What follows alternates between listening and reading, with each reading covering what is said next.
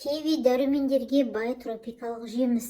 Оның құрамында калий, кальций, магний, лектин, фосфор, мырыш, темір, марганец, антиоксиданттар мен амин қышқылдары ағзаға өте пайдалы.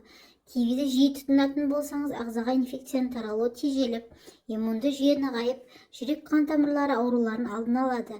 Ағзаның қатерлі ісікпен күресу артып, жүйке жүйесін жақсартады екен. Басқа жемістерден айырмашылығы, киви консервілеген кезде еш бұзылмайды. Сондай-ақ жеміс Е дәрумені өте бай. Біле білсеңіз, кивиді жеп қана қоймай, оны косметика негізінде пайдалансаңыз да болады. Сонымен қатар бұл жемісте актидин атты зат бар. Ол ағзадағы ақуыздарды ыдыратуға көмектеседі. Мысалы, кивиді кебаптарды маринадтауға пайдаланатыны осыдан. Мамандар кивидің өзінен бұрын қабығында пайдасы зор екенін айтады. Сондықтан киви қабығын тастап жібермей, одан маска жасап пайдалансаңыз, бетіңіздің терісі балғын күйге енеді. Осы тропикалық жемісті суықтағанда, вирусты дерт кез, авитамозды шаршағанда, әлсіздікте күш жоғалғанда күйзелісте жеген пайдалы.